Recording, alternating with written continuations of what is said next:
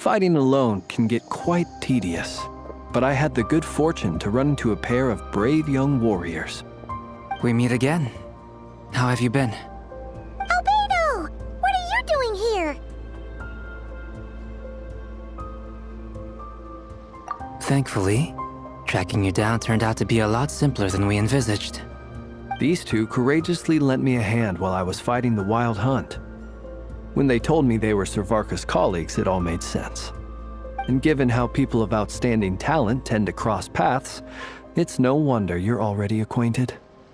So, who's your travel buddy, Albedo? Why don't you come and introduce yourself?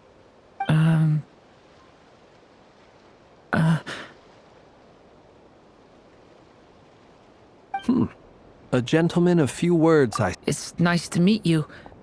Again. We've technically met before.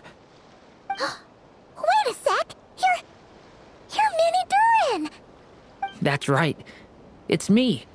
I'm glad to see you again. By the way, he says it's okay if you drop the mini. Yeah, I'm not as mini as I used to be. Interesting, isn't it?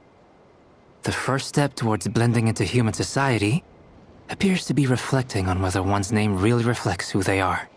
Wow! You look so different! In a good way, of course. It's great to see you looking so healthy. Thank you, Paimon. And although you're as mini as ever, I understand that diminutives don't always convey endearment. I'll be sure to simply call you Paimon as a sign of my great respect for you. Wow! You're such a smooth talker now. Personally, I think our little Paimon is the perfect size. When people call her Little Paimon, it's just because she's so adorable that they can't help themselves. If that's not a sign of endearment, what is? You're absolutely right, Miss Lauma. My brother still has a long road ahead of him when it comes to understanding human relationships.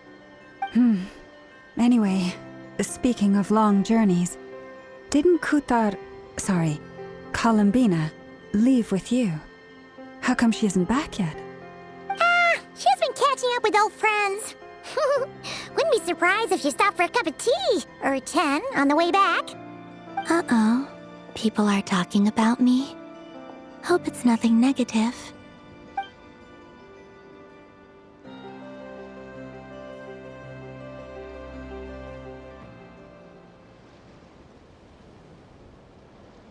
Judging from your expressions, I'm guessing it all went well? It's getting crowded here. I'll go grab some chairs. No need. This is a job for an alchemist. I'll whip some up momentarily. Thank you for your hospitality, ladies and gentlemen, but I was merely escorting my friends back. I'll be meeting Zendrone shortly, as we still have some things to discuss. It's been a pleasure, everyone. But this... We really appreciate your help.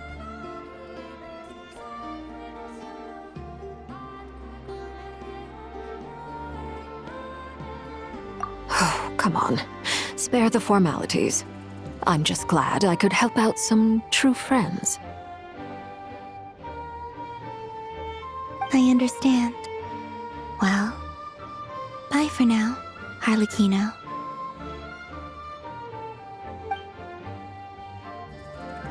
Oh, this place is hopping. It's probably a good thing one of us left. Otherwise, we might not fit all these people in. Are you saying we're about to run out of chairs? As a matter of fact, I am. Come on in and see for yourself.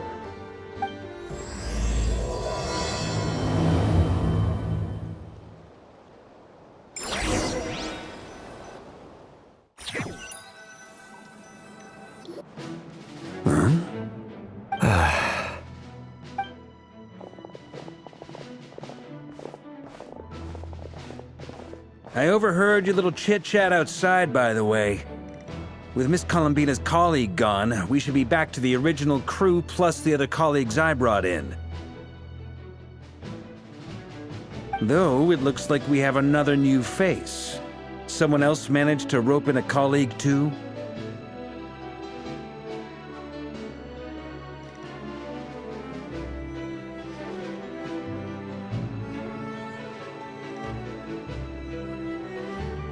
Frankly, You and Paimon are the only people I know here.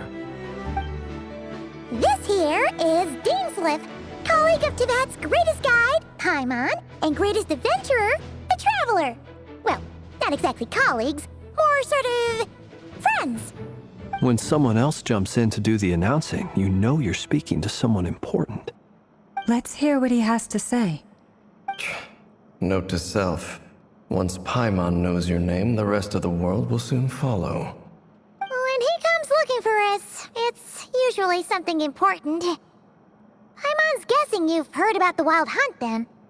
From the looks of it, you're about to hold a meeting. If I were to say that the Wild Hunt is our mutual enemy, would that earn me a seat at the table? As the saying goes, the enemy of my enemy is my friend. Mr. Dainsleif, there's a seat with your name on it. Though, I can't promise the same for everyone else. Hey, Albedo, think you can rustle up a couple more chairs?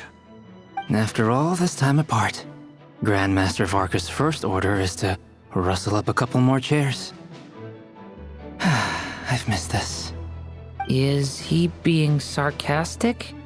Hey, he's your brother. Why are you asking us? I've still got a lot to learn about the nuances of human conversation. Trying to decipher Albedo's way of speaking has been like jumping in at the deep end. Oh, good point. I'ma get you now. Don't sweat it.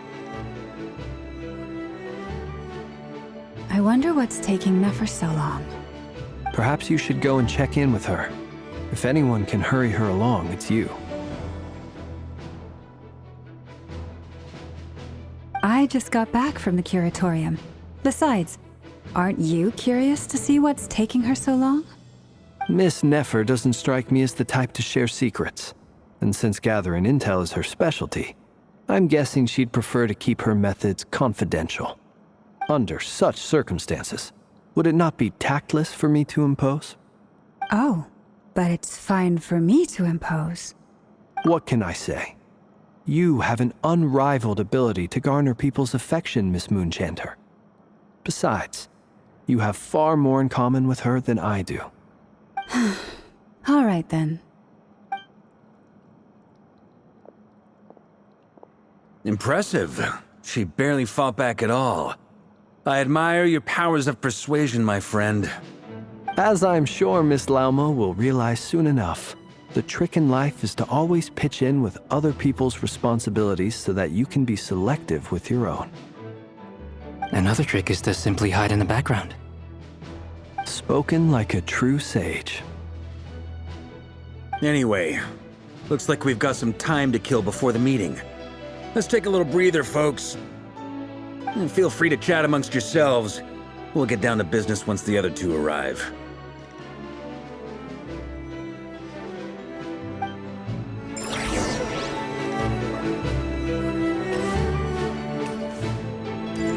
Is there something you'd like to say to me? Yeah, for starters, why'd you just show up here without even giving us a heads up?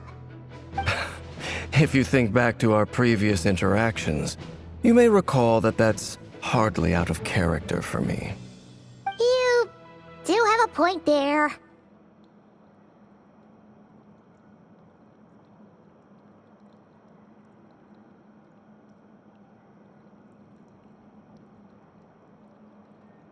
Oh yeah, you'll need to find somewhere to stay the night too, right? Want to tag along with us? You never know. We might get a group discount. Sure, let's do that. Great! Paimon will handle it. And in return, we can get... If that's what you had in mind, you should have said so sooner. I'd be happy to help. Oh, okay then. Paimon was only kidding, but good to know. Anyway, since we're all here together, we might as well watch each other's backs. That's just what friends do, right? Indeed. Thank you.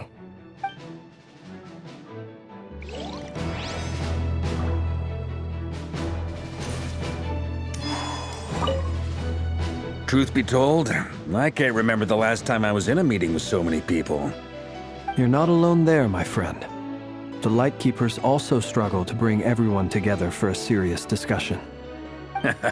I don't doubt that. I've only ever met two Ratniki, one being you, and the other being that young guy, Itlua. Itlua is a good apple. I'll give him that. He's kind, honest, and regularly delivers supplies to my lighthouse. A true Ratnik to the core. In that sense, he puts me to shame. So you're what? A fake Ratnik? That's what it sounds like you're saying. But I get the feeling that's not quite what you meant.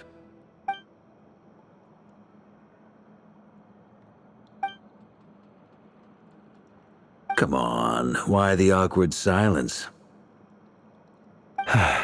Sorry. I'm not even gonna bother trying to hide it.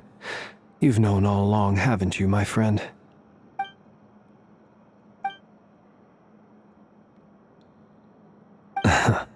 Now that was an awkward silence. Let's just keep this between ourselves. Probably best if Itlua doesn't know, huh? That goes without saying. Gotta be careful what you share with youngsters, after all. Anyone else in the know? Let me guess. The Traveler and Paimon? It's dangerous being too sharp for one's own good, you know. Then, in the name of the Animo Archon Barbados himself, I swear your secret's safe with me. When we went for drinks, you said that you and Barbados were practically best buds. In the light of that claim, do you really expect me to take your oath seriously? Of course. Just as long as you don't go spreading around the fact that I'm close with Barbados, all right? Fair enough, then. Nothing like a bit of mutual leverage to seal the bonds of friendship.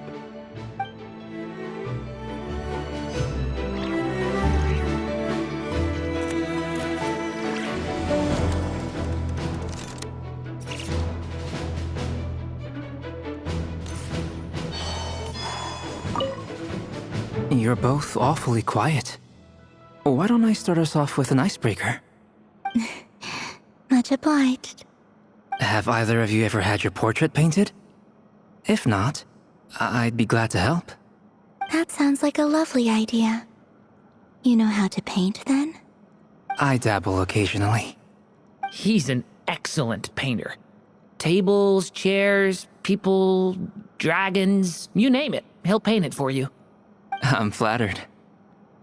If I ever get the chance, I'd like to give it a try myself. I'll bear that in mind. Anyway, how about you, Durin? What sort of portrait would you prefer? Oh, I'd be fine with anything. Whatever style feels best to you. Very well. Then I'll play it by ear. You can replicate any style I want? I can try. If you show me a sample, I'll do my best to match it. Thank you. In that case, I'll dig up some reference material for you.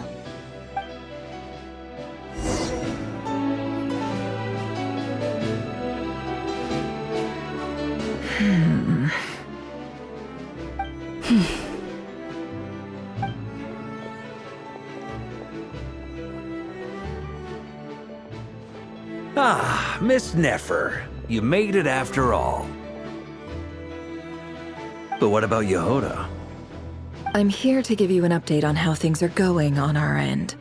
Once this is over, I'll be heading straight back to continue my work. I left Yehoda back at the curatorium to watch over things while I'm gone. Huh. So much for just this once.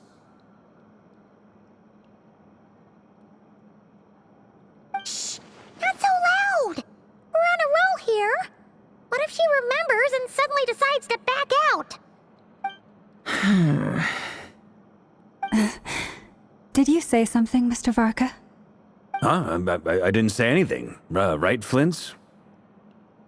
Must have been a frog. They get so noisy around here at nighttime. It's like they're putting on a concert in the background. Anyway, before we begin, there's a few introductions to make. Let me start by saying that it's an honor to be speaking before so many distinguished colleagues and collaborators. First up, we have Miss Lauma. As Moon Chanter, she's the leader of the Frost Moon Scions, a local religious community in Nodcry. Then there's Miss Nefer, boss of the Curatorium of Secrets, an intel gatherer extraordinaire.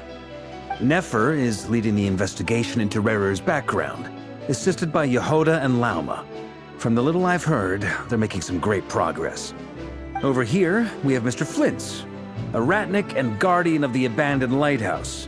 In our last operation, he courageously distracted the Wild Hunt to buy time for the rest of us.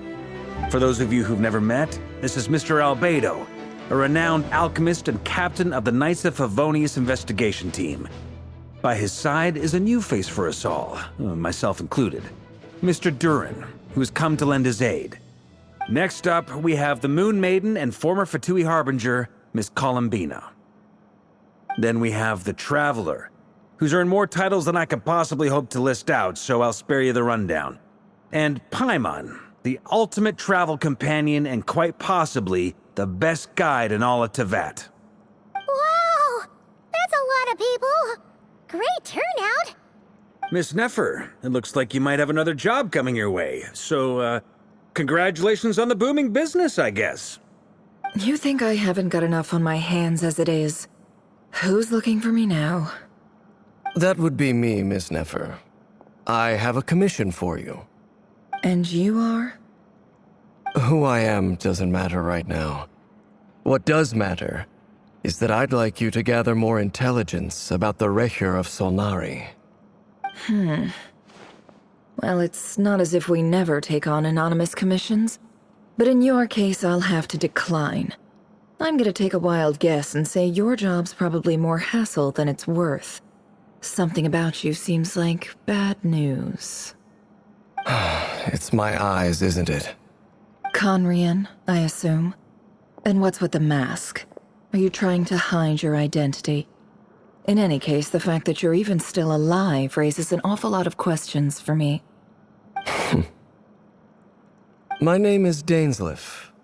And yes, I am from Conria. As I'm sure you're aware, the Recher of Solnari's real name is Rerir. He was once an acquaintance of mine. Really? Then you must have been quite an influential figure yourself. You flatter me, but none of that matters anymore. My point was simply to clarify why I have asked Miss Nefer to investigate Rerir's background. So you're both from Conria, and it sounds like you used to be friends? What am I missing here? Surely you already know how he became one of the Five Sinners. I'll tell you everything I know. The history of Conria, the names and identities of the Five Sinners. I remember it all like it was yesterday. I have never spoken openly of this before, but the truth was exactly as people say. The Five Sinners were each driven by their own desires, and it was by playing upon these that the Abyss tempted them to their fall, tearing Conria apart in the process.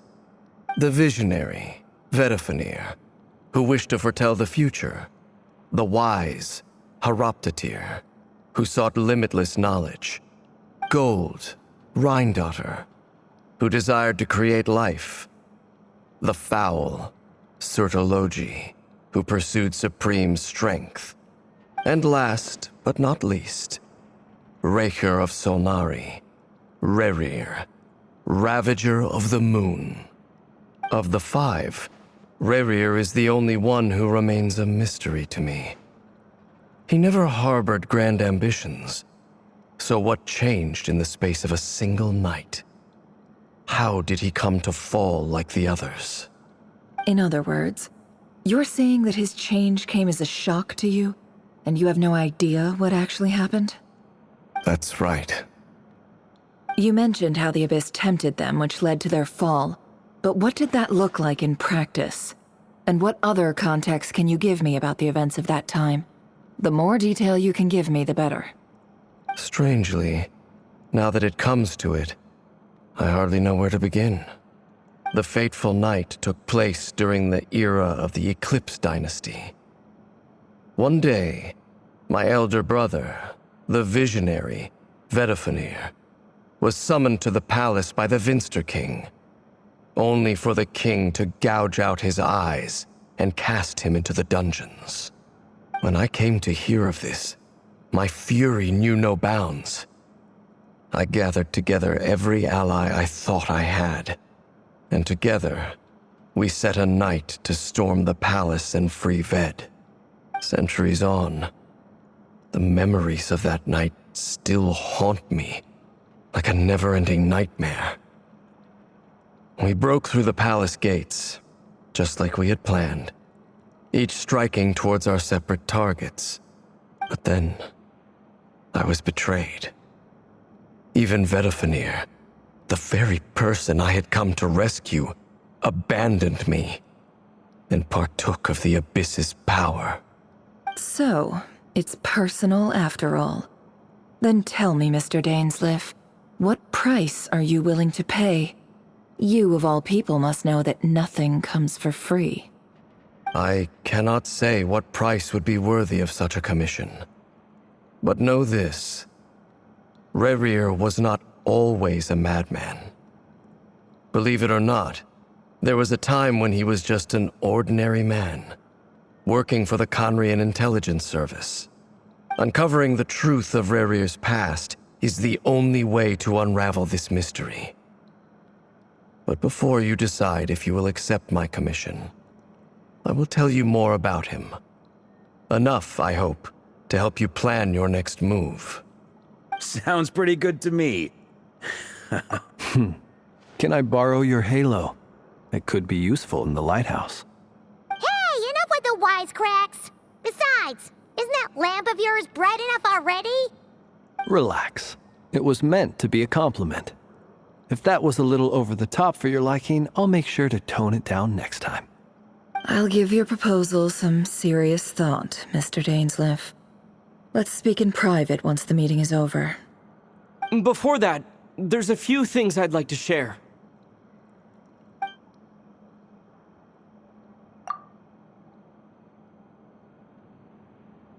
Now that we've united the hearts of the three moons, your power should be greatly enhanced.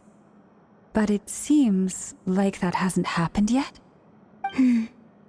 I believe it will take a little longer. You've done so much for me, so I want to be completely honest with you all. Even though I'm doing a lot better now, the truth is, my recovery will likely be an ongoing process. From the moment I was born, my power has been slowly ebbing away. And that is because Tevat has never accepted me. Even with the moons united as one, it seems my rejection cannot be undone. So far, I have yet to find a solution. It may turn out to be a problem that will plague me until the day I finally leave this place behind. Even so, I will do everything in my power to help you drive out the Rayhir of Solnari. As Arlecchino put it, this is not about chasing the spoils of victory. It's just a gesture of heartfelt gratitude. Kutar.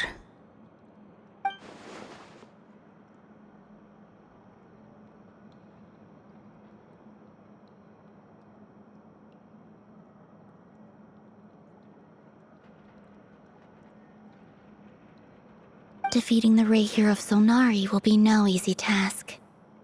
While my strength slowly recovers, we'll also need to gather more intel.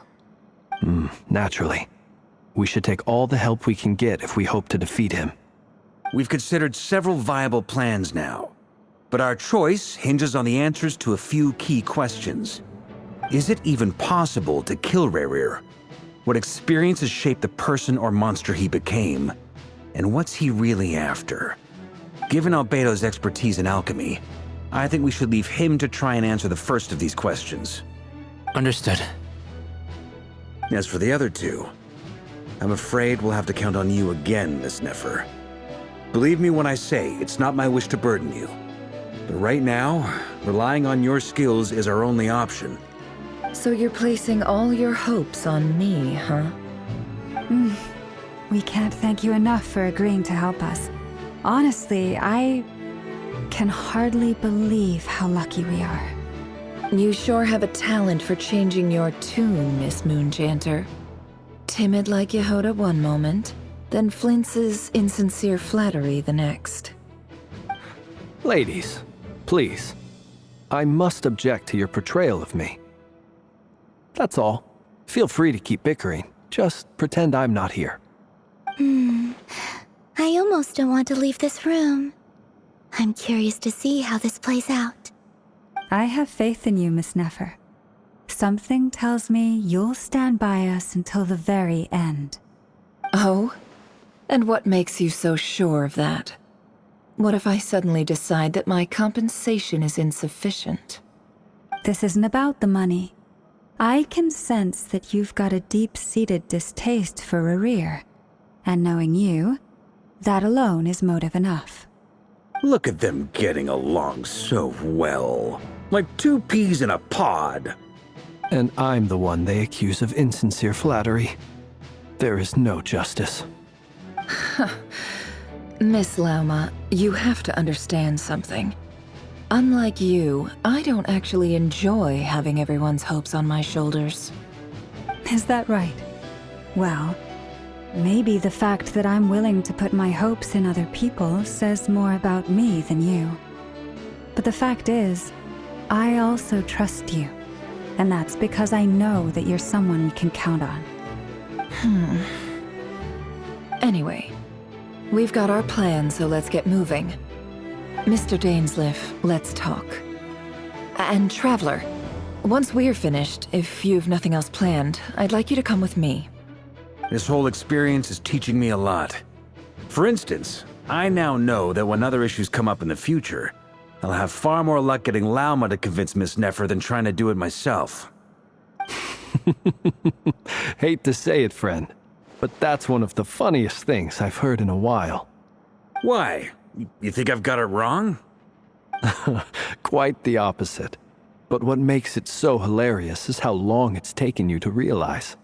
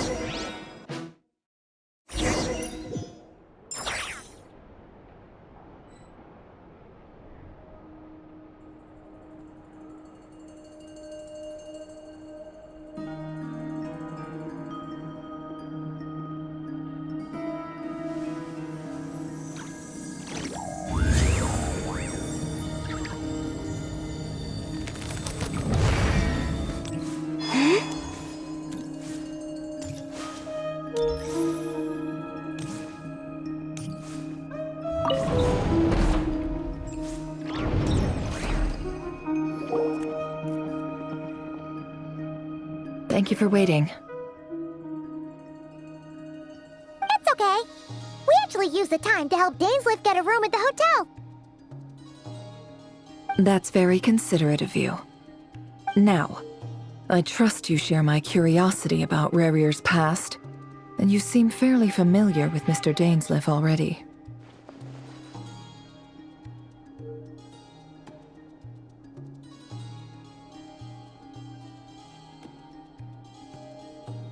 We spoke at some length after the meeting. He was the one who suggested I should invite you to join this operation. He feels confident that these secrets will be safe with you. Dane has a lot of faith in us, that's for sure. Likewise. I appreciate that you got right on board without interrogating me about why I invited you. It shows that you trust me to explain everything in due course. That's because we know what you're capable of. We appreciate you too, Nefer. You might have been forced to help in the beginning, but this time, it was your choice.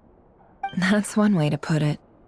Another is this, that once a decision's been made, it's set in stone. After that, my only goal is to see it through. Alright, so here's how it is. I'm going to access Rerir's thoughts again using my confidential method. Now, I'm sure you've seen things like this before on your travels, so you're surely well aware of how dangerous it can be. The reason I've gathered you all here is to ensure my safety during the proceedings. I plan for us to enter the fragment of his consciousness together, and once inside, I will focus on searching for information. Think of this as a diving expedition into someone's brain. If I'm the diver, you are my safety equipment, tasked with keeping me alive while I'm under the surface. Once the ceremony begins, we will all be spying on privileged information. But in the interests of safety, you must remain absolutely silent at all times. We will discuss our observations after the ceremony has concluded. Lastly, any individuals of a weaker constitution are advised not to partake in the ceremony. In any case, Paimon has her own job to do, which requires staying in the room but not joining the ceremony.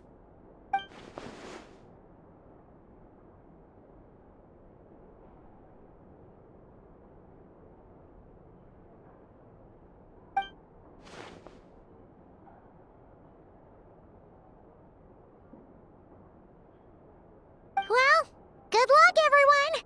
Sounds like all Paimon can do is cross her fingers and root for you guys. There's a little more to it than that. I was being serious when I said you have a job to do. While the rest of us are inside Rarier's mind, it's imperative that we have a team member on the outside. In the event that something goes wrong, you will be our first responder. I don't anticipate any issues, but the extra level of safety will be greatly appreciated. I second that. This is a dangerous operation here, and you're our... So, Paimon's like the lifeguard? Yeah, that makes sense. All right, got it. Good. Please, take a seat. We'll get started momentarily.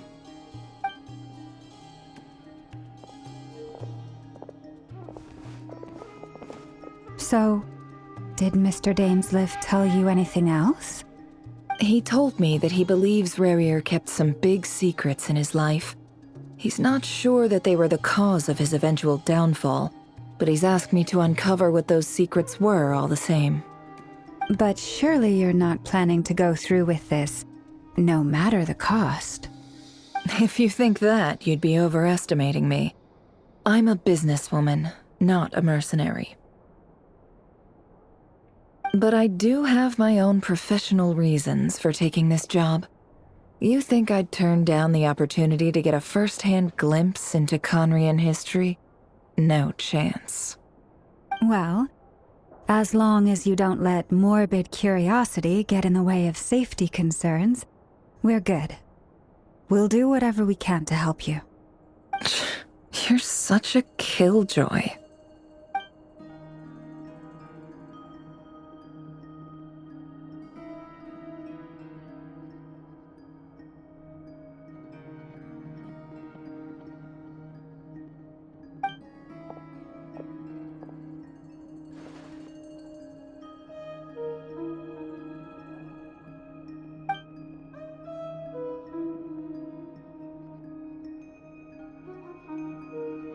All right, I'm good to go. All set over here, too. Promise, Paimon, you'll be extra careful. All right. Let your whole body relax. We're about to begin. Close your eyes.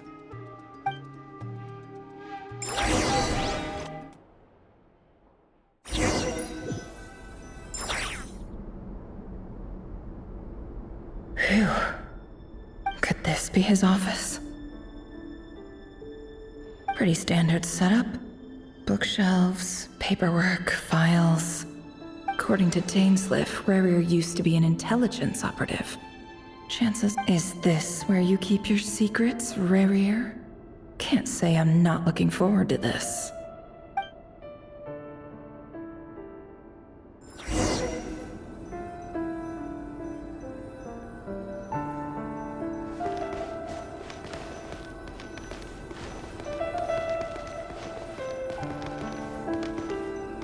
He looks even gloomier than last time. I wonder what's changed. Can't hide the truth.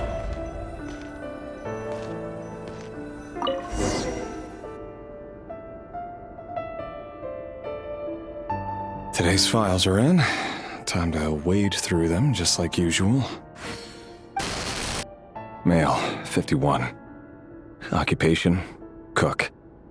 Confirmed Crimson Moon descendant. Has maintained frequent neutralized.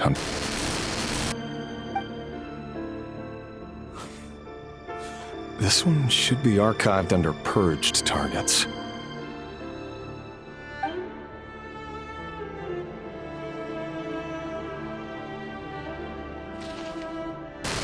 Female, 23. Occupation, office clerk. Neutralized. Another one for purged. Sounds like she was that other man's daughter. Never mind.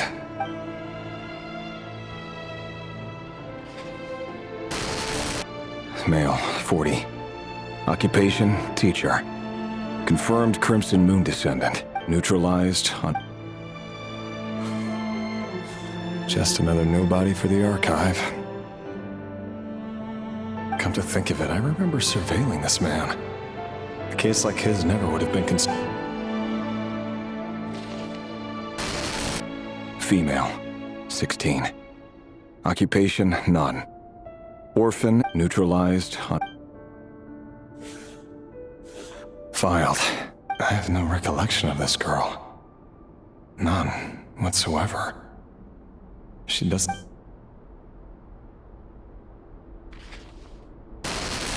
Female, neutralized and... Filed.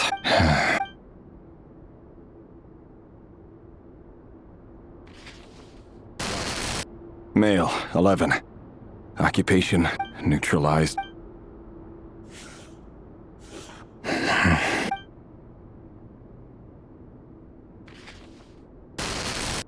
Male, 6. It's funny, isn't it?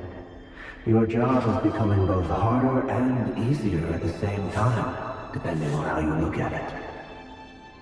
Sooner or later, the Crimson Moon descendants will be completely wiped out. But as their numbers dwindle, they become harder and harder to track down.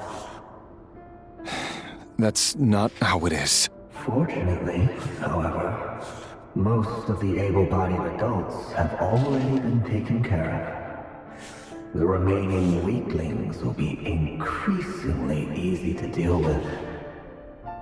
No! No. My job is to ensure the survival of the Eclipse Dynasty. And the only way to do that is by eliminating any and all potential threats.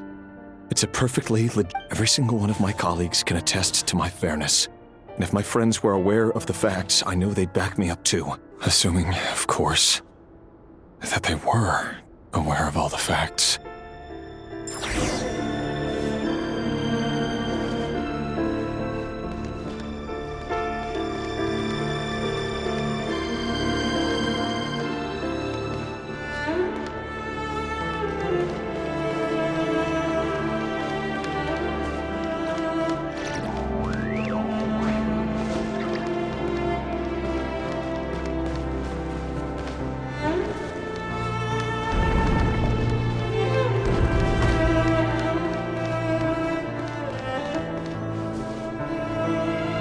Mr. Vedifalnir, it's been quite some time since we last met. Revir, I trust you're here because you have something important to discuss. Forgive me. I wasn't tuning out, it's just, I noticed you didn't even phrase that as a question. As if you knew I was coming. Tell me, does someone in your position ever feel the need to ask questions at all? It is indeed within my power to foresee certain things. Things like your arrival. I was just thinking. It won't be long before I'll be inviting both you and Dane to my wedding. That isn't a lie, but nor is it a fact as such. It's a wish, isn't it? No fooling a prophet, is there? Ever since that day we met for drinks, I knew it was only a matter of time before you came looking for me. Does it feel good? Knowing how the future will unfold. I'm afraid the notions of good and bad fail to capture the complexity of what such a power entails. Once you've seen what will come to pass, it can be all too easy to succumb to fear and melancholy. Unless, of course, you learn to abandon these feelings.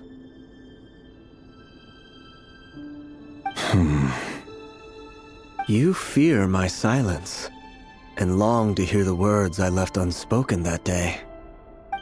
That's right. You must have noticed my reluctance to broach the subject, and the reason is simple. Because the truth could never have lived up to your hopes. For both our sakes, such words are better left unsaid. The burden of prophecy was never meant for your shoulders. So who exactly do you deem worthy to hear your prophecies? None but our exalted king? Or rather, our king as he once was. You're closer to his majesty than I am. You must know better than anyone how much he's changed. You say that as though it is to my benefit. Yet precisely because of that, I dare not speak rashly. A king can turn out to be the most virtuous of rulers, or a tyrant more terrible than the most vicious of dragons. You are so wise and far-sighted, yet still you would have me live in fear of the unknown? You make a fair point. Especially given my silence alone was all it took to send you spiraling downwards. Very well then. Let me offer you some advice. And I say this not as a prophet or a visionary, but simply as the brother of your friend. For many reasons, there is very little chance of your marriage ending in happiness. If happiness is what you seek, you should find another fiancé.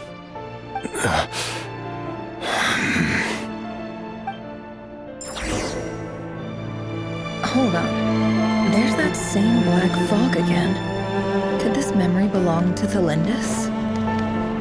Guess I'd better tread carefully.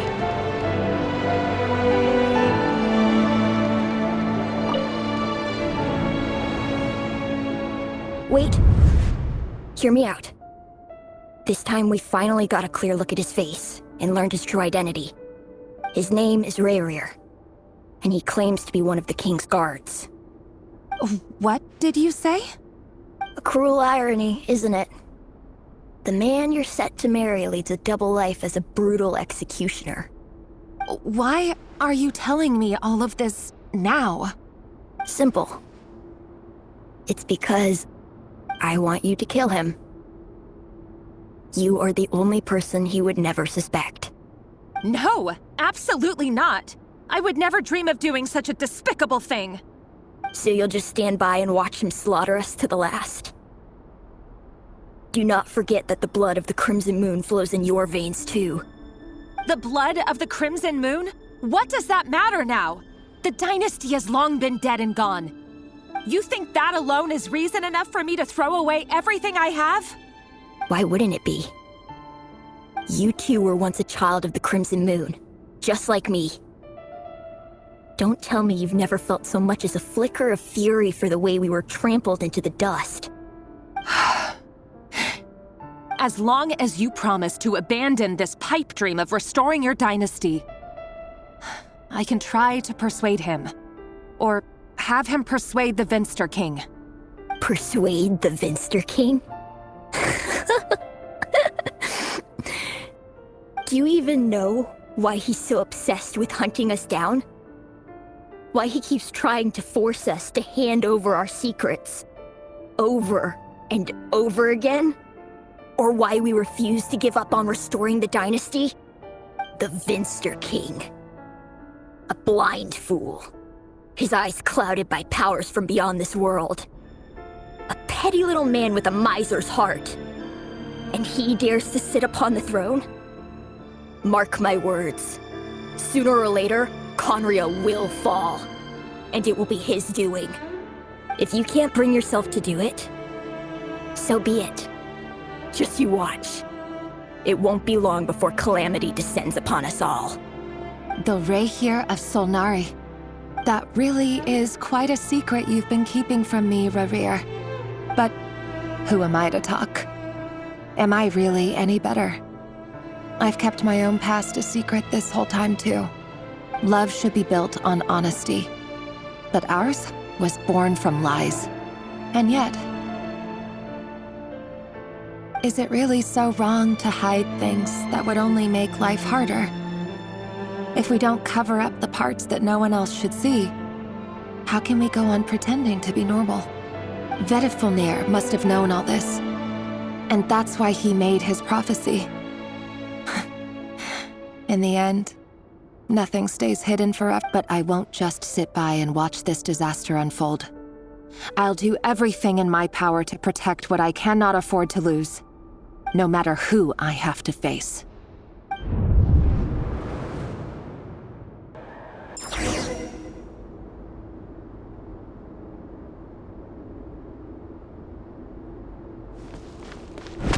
Huh? Was that Rerir who just walked past the window? Doesn't it give you the chills that he still takes the same road to work every day? As if nothing ever happened. Those people at the deli. Enough already. They're clearly pretty taken by their own disguises, so just smile and play along. Pull the rug from under beasts like that, and you'll risk having your throat torn out. Deli? Oh. They're talking about those people from the opposition. Right. But surely you can see he's not the man he pretends to be! So many have died already, and they say that the king's madness grows with each passing day. We're not going to survive this, are we? But why does it have to be this way? Do we really deserve to die just because of the blood that runs through our veins? Felindis, are you even listening? Sorry, Freether. My mind was off wandering. I heard you, though. You're talking about what Rerir said. He's just following the king's orders. He's a secret agent, and it's his job to hunt down rebels and dissidents. By the time you first met him, he'd already taken lives. Maybe he was using you from the very beginning. No. Rerir has no idea I have anything to do with the Crimson Moon. My family are only distant relatives of the main lineage, and besides, my eyes are perfectly ordinary. Truth be told, apart from my teacher, pretty much no one knows I have any connection to any of it. It's been a long time since my family severed ties. But as Orlog said, who could possibly talk sense into that raving lunatic of a king? No one. I'll work something out. Trust me, I'm with you all. But for now, you need to keep yourselves hidden. Don't let anyone find you, anyone at all. Don't forget that Rerir is an Eclipse operative. You need to be extra careful when he's around. And when I am too. For now, don't come looking for me. And if anything happens to me, just act like we've never met. If even you can't escape this, what hope do the rest of us have? But after all this time together, surely he wouldn't lay a hand on you. I won't speak in his defense, nor can I give you a clear answer to that question. But I'll do everything I can to put an end to this. Here, hold on to this. If an opportunity to escape presents itself, take it. You'll be glad you took some spare change. You call that change? But what about you? I've got a job, and there's still money coming in. But you can't go anywhere right now. Please think about yourself for once.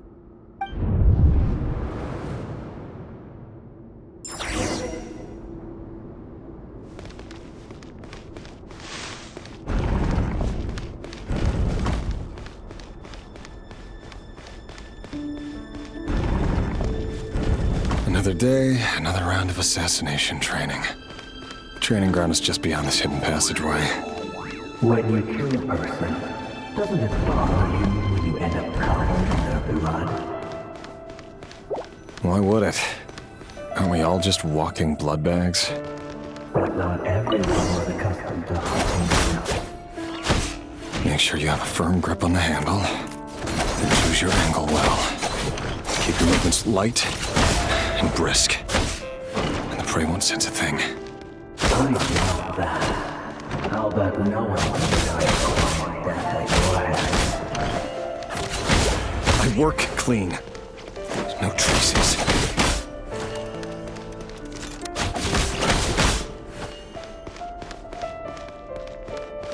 That doesn't make it open or closed.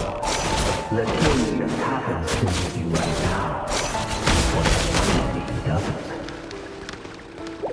That won't happen. He's changed. Ever since you showed us that somehow. He tried to take out a handful of The ones I've dealt with have always been guilty. And I've carried out my work flawlessly. It all adds up.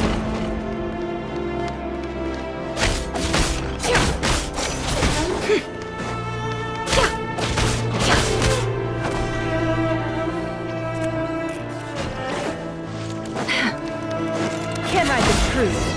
You know why I'm was it because you didn't trust me?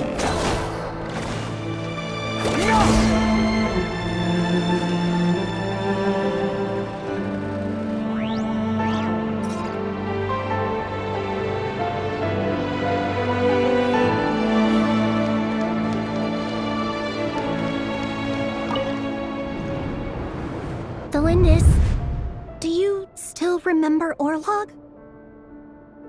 Orlog. The boy who was pretending to sell flowers.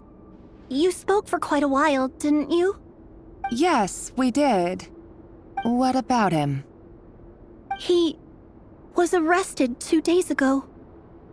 Chances are he's already dead. He... I just don't get it! After everything he's done, why do you still stand by him? Or does it mean nothing to you that people keep dying? No, that's not... Just hear me out. I need to go now, Delindis. They're looking for us. You take care too. If you ever need a place to hide, come find us.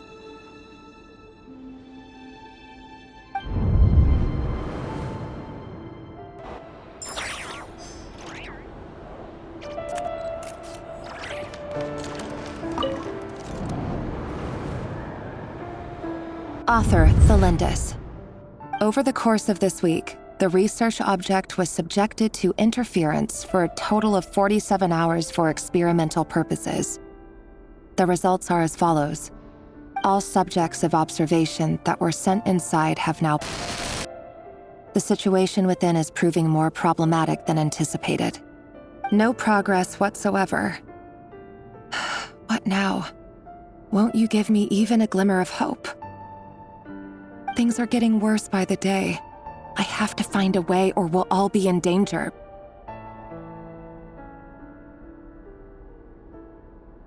But I... If all this research comes to nothing, what then? Sooner or later, it'll be my neck on the line. But could he really bring himself to kill me? No. Surely he wouldn't have the heart.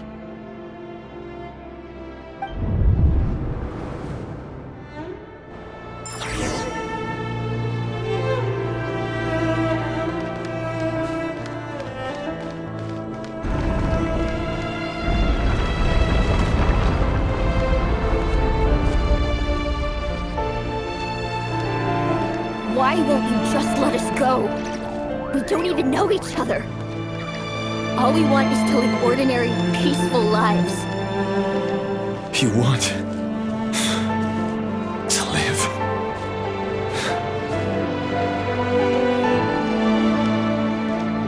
Yes. I just want to go on living. Is that really such an unforgivable crime?